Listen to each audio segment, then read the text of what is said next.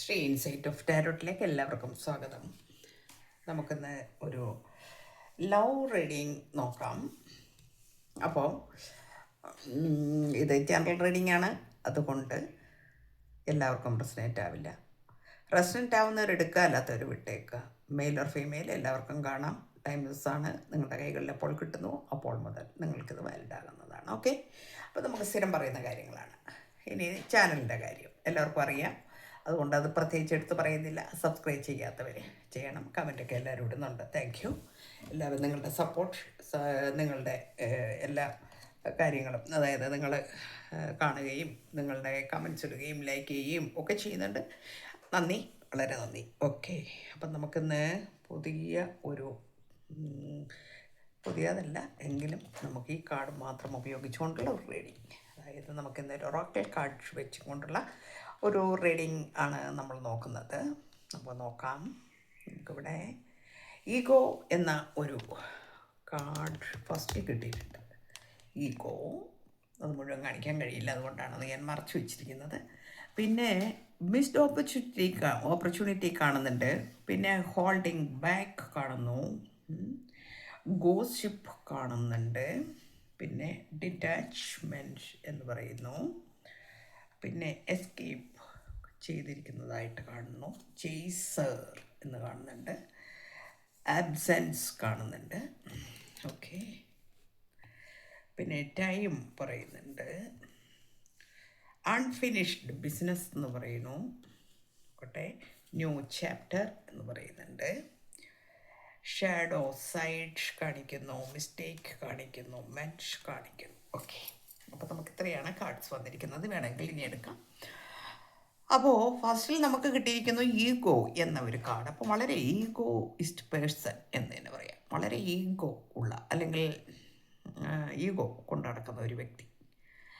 പല ഓപ്പർച്യൂണിറ്റീസും മിസ് ചെയ്തു പോയി എന്ന് പരിതപിക്കുന്നു. പിന്നെ പല കാര്യങ്ങളും എക്സ്പ്രസ് ചെയ്യാതെ ഹോൾഡ് ചെയ്തിരിക്കുന്നു, അല്ലെങ്കിൽ ഹോൾഡിങ് ബാക്ക് ചെയ്തിരിക്കുന്നു എന്ന് കാണിക്കുന്നു. പിന്നെ ഗോസിപ്പുകളെ ഭയമുള്ള ആളാണ് എന്ന് കാണിക്കുന്നുണ്ട്. ഈഗോ ആണെന്ന് നമ്മൾ പറയുമ്പോൾ തന്നെ നമുക്കത് മനസ്സിലാകുന്നുണ്ട് അല്ലേ. Okay, sorry. അപ്പോൾ പിന്നെ ഡിറ്റാച്ച്മെൻറ്റ് കാണിക്കുന്നു. എസ്കേപ്പ് കാണിക്കുന്നു. ന്യൂ ചാപ്റ്റർ കാണിക്കുന്നു. അൺഫിനിഷ്ഡ് ബിസിനസ് കാണിക്കുന്നു. ടൈം, ആബ്സെൻസ്, ചേസർ, വാല്യൂസ്, മെൻഷ് ആൻഡ് മിസ്റ്റേക്ക്, ഷാഡോ. ഇതൊക്കെയാണ് കാർഡ് കിട്ടിയിരിക്കുന്നത്. അപ്പം നമുക്ക് ഈ ഈഗോയിസ്റ്റ് പേഴ്സൺ എന്ന് പറയുമ്പോൾ തന്നെ നമുക്കറിയാം പല കാര്യങ്ങളും നിങ്ങളൊരു പക്ഷേ ചെറിയ കാര്യങ്ങളായിരിക്കും പറയുന്നത്. ആ പറയുന്ന കാര്യങ്ങൾ പോലും ഉൾക്കൊള്ളാൻ കഴിയാതെ അതിന് വേറെ പല അർത്ഥങ്ങളും കൊടുത്ത് അതിനെ ചൊല്ലി ചിലപ്പോൾ പ്രശ്നം ഉണ്ടാക്കുന്ന ഒരു വ്യക്തി ആയിരിക്കാം എന്ന് കാണുന്നുണ്ട്. അതുപോലെ തന്നെ മിസ്ഡ് ഓപ്പർച്യൂണിറ്റി എന്ന് പറയുമ്പോൾ ഒരുപാട് ഓപ്പർച്യൂണിറ്റീസ് പിന്നെ നഷ്ടപ്പെട്ടിട്ടുണ്ട് ആൾക്ക് ഈ ഈഗോ കൊണ്ട് തന്നെ. ഓക്കെ, പിന്നെ നിങ്ങളോടുള്ള എക്സ്പ്രഷൻ അത് ഉള്ളിലുണ്ട്, പക്ഷേ അത് ഹോൾഡ് ചെയ്ത് പിടിച്ചിരുന്നു എന്ന് കാണിക്കുന്നു. ഇപ്പോഴത്തെ കാര്യമല്ല കേട്ടോ, ഇതൊക്കെ പാസ്റ്റിലുള്ള ഒരു എനർജിയാണ് കാണിക്കുന്നത്. പിന്നെ പലപ്പോഴും ഗോസിപ്പുകളെ ഭയപ്പെട്ടിരുന്നു, അതായത് സമൂഹത്തെ ഭയപ്പെടുന്ന ഒരു വ്യക്തിയാണ്. സൊസൈറ്റിയെ, ഓക്കെ, സൊസൈറ്റിയെ മാത്രമല്ല അവരുടെ ആ ഒരു കൾച്ചർ, ഒരു യാഥാസ്ഥിതിക കുടുംബം, ആ രീതിയിലുള്ള. അപ്പം അതുകൊണ്ട് തന്നെ കുറച്ച് സാമ്പത്തിക സ്ഥിതിയും നിലയും വിലയൊക്കെയുള്ള ഒരു വ്യക്തിയുടെ എനർജിയാണ് കാണിക്കുന്നത്. അപ്പോൾ അതുകൊണ്ടൊക്കെ തന്നെ കുറച്ച് പിന്നെ ഈ ഗോസിപ്പുകൾ വരുമോ എന്നുള്ളൊരു പേടി ഉണ്ടായിരുന്നു. പിന്നെ ഡിറ്റാച്ച്മെൻറ്റ് എന്ന് പറയുന്നുണ്ട്. ഈ ഡിറ്റാച്ച്മെൻറ്റ് എന്നിവിടെ പറയുന്ന സമയത്ത് പിന്നെ എനിക്ക് എന്നെ തന്നെ നഷ്ടപ്പെടുന്നു, അല്ലെങ്കിൽ എനിക്ക് എന്നെ നഷ്ടപ്പെടും, ആ ഒരവസ്ഥ വന്നു.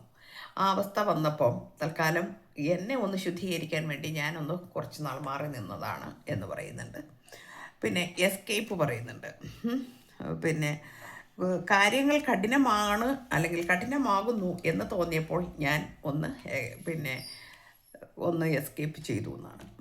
അപ്പോൾ കാര്യങ്ങൾ കഠിനമാകുന്നു എന്ന് വരിക എന്ന് പറയുമ്പം നിങ്ങൾ കുറച്ച് ഈഗോയും ഇതൊക്കെ കണ്ടു കഴിഞ്ഞപ്പോൾ ഒരു പക്ഷേ ഒരു പിന്നെ ചെറിയ ഒരു ഡിമാൻഡൊക്കെ വെച്ച് കാണും.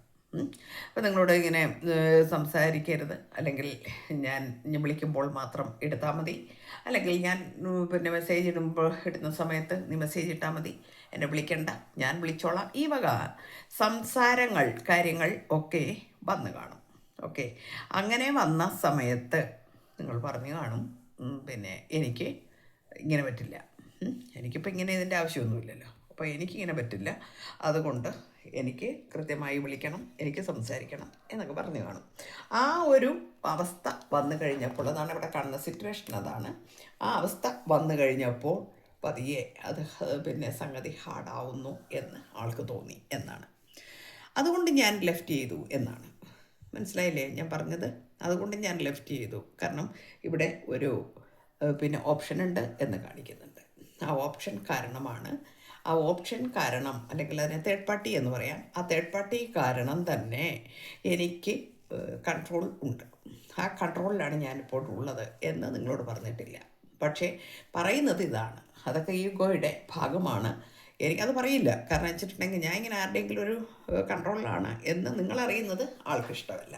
അതുകൊണ്ട് നിങ്ങളോട് പറയും, പിന്നെ ഞാൻ പറയുന്നത് പോലെയൊക്കെ ഇങ്ങനെ ചെയ്താൽ മതി കേട്ടോ, അല്ലെങ്കിൽ അത് പിന്നെ എനിക്ക് ബുദ്ധിമുട്ടാവും, അല്ലെങ്കിൽ നിനക്ക് ബുദ്ധിമുട്ടാവും എന്നൊക്കെ പറഞ്ഞിട്ട് ഒന്ന് തളയ്ക്കാൻ ശ്രമിച്ചു.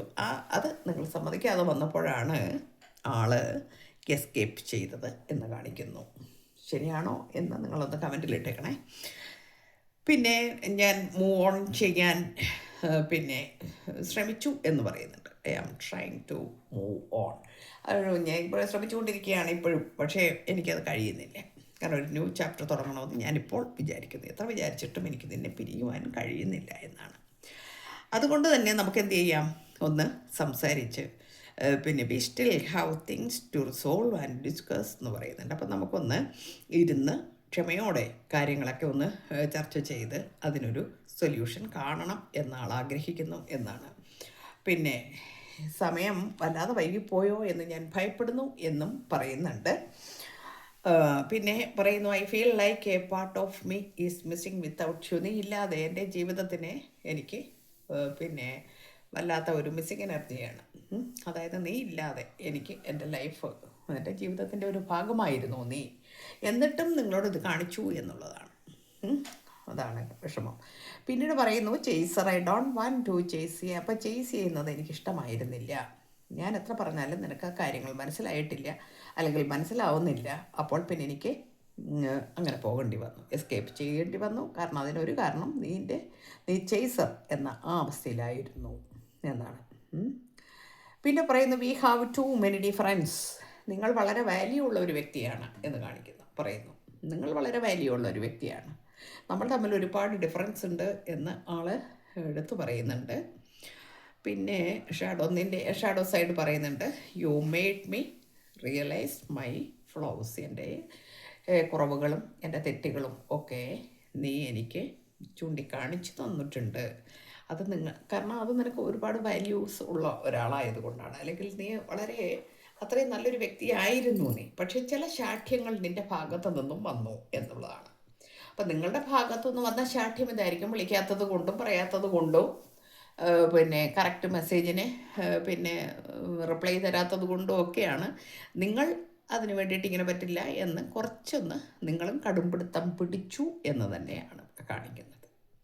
പക്ഷേ ഇപ്പോൾ നിങ്ങൾ വളരെ മൗനത്തിലാണ്. എങ്ങനെയൊക്കെയാണ് ഈ വ്യക്തി എന്ന് നിങ്ങൾക്കിപ്പോൾ നല്ലപോലെ അറിയാം, നിങ്ങൾക്ക് നന്നായിട്ട് മനസ്സിലായിട്ടുണ്ട്. കാരണം ഇത് അങ്ങനെയാണ്. കാരണം ആൾ പറയുന്നുണ്ട്, I want to fix our connection. നമ്മുടെ കണക്ഷൻ വീണ്ടും അതൊന്ന് സ്ഥിരമാക്കണം, അല്ലെങ്കിൽ ദൃഢമായിട്ട് കൊണ്ടുപോകണം എന്നൊക്കെ ആഗ്രഹിക്കുന്നുണ്ട്. ഇത് നിങ്ങൾക്കറിയാം. കാരണം പല പ്രാവശ്യവും ഇപ്പോൾ നിങ്ങൾക്ക് അതിനുള്ള പിന്നെ മെസ്സേജുകളോ അല്ലെങ്കിൽ നിങ്ങളെ കോൾ ചെയ്യുകയോ ഒക്കെ ചെയ്തിട്ടുണ്ട്. നിങ്ങൾക്ക് നല്ലപോലെ മനസ്സിലാവും, നിങ്ങൾ സ്റ്റാറ്റസ് നോക്കുന്നുണ്ടോ എന്ന് ഒക്കെ ശ്രദ്ധിക്കുന്നുണ്ട്. കാരണം നിങ്ങളുടെ സ്റ്റാറ്റസ് നോക്കുന്നുണ്ട്. പുള്ളി ഇടുന്ന അല്ലെ ആളിടുന്ന സ്റ്റാറ്റസ്, ഹി ഓർ ഷീ ആരായാലും ഇടുന്ന സ്റ്റാറ്റസ് അത് കാണുന്നുണ്ടോ എന്ന് ചെക്ക് ചെയ്യുന്നു. അപ്പം ഏത് സമയത്തും സോഷ്യൽ മീഡിയയിൽ നിങ്ങളെ തിരയുന്നുണ്ട്. ഇതൊക്കെ നിങ്ങൾക്ക് മനസ്സിലാകുന്നുമുണ്ട്. ഓക്കെ, അപ്പോൾ ഈ മനസ്സിലാകുന്നത് കൊണ്ട് തന്നെ അത് ആൾക്ക് മനസ്സിലാവുന്നുണ്ട്. ഇതെല്ലാം നിങ്ങൾ കാണുന്നുണ്ടെന്നും നിങ്ങൾക്കിതെല്ലാം മനസ്സിലാവുന്നുണ്ടെന്നും ഒക്കെ ആൾക്ക് മനസ്സിലാവുന്നുണ്ട്. അതുകൊണ്ട് തന്നെ എനിക്ക് വീണ്ടും നീയുമായിട്ട് യോജിക്കണം, അല്ലെ ഒരുമിച്ച് പോകണം എന്ന ആഗ്രഹം ഉണ്ട് എന്ന് നിങ്ങൾക്ക് മനസ്സിലായപ്പോൾ നിങ്ങൾ എന്ത് ചെയ്തു? കുറച്ചൊന്ന് മൗനമായിട്ട് നിന്നു. കാരണം ഈ ചേസർ എന്ന് പറയുന്ന ആ ഒരു അവസ്ഥയിൽ നിന്ന് ഇപ്പോൾ നിങ്ങൾ റണ്ണർ എന്ന അവസ്ഥയിലേക്ക് മാറി എന്നാണ് കാണിക്കുന്നത്. ഇവിടെ നിങ്ങൾ സെൽഫ് ലവ് ചെയ്തു, നിങ്ങളുടെ കാര്യങ്ങളിലേക്ക് നിങ്ങൾ കൂടുതൽ പിന്നെ പിന്നെ കൂടുതൽ പ്രാധാന്യം കൊടുത്തു. നിങ്ങളുടെ കരിയർ, നിങ്ങളുടെ ബിസിനസ്, അല്ലെങ്കിൽ നിങ്ങളുടെ ജോലി, നിങ്ങളുടെ ഫാമിലി, നിങ്ങൾ ആ ഒരു കാര്യത്തിലേക്ക് പോയി. നിങ്ങളുടെ ഹെൽത്ത് കണ്ടീഷനൊക്കെ വളരെ മെച്ചപ്പെടുത്തി. കാരണം വെച്ചാൽ നിങ്ങൾ വളരെയധികം ഹെൽത്തിൽ പോലും പിന്നെ ശ്രദ്ധിക്കാതെ വളരെ വിഷമിച്ചിരുന്ന അവസ്ഥകൾ നിങ്ങളുടെ ലൈഫിൽ ഉണ്ടായിട്ടുണ്ട് എന്ന് കാണിക്കുന്നു.